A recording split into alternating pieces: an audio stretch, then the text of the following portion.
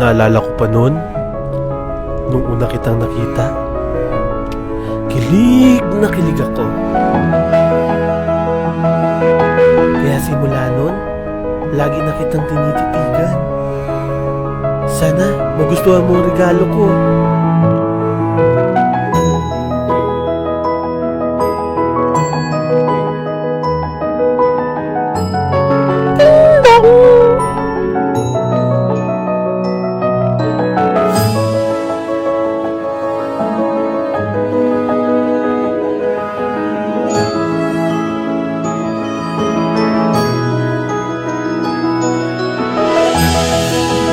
Dear Asian Cutie, maligayang araw ng mga puso.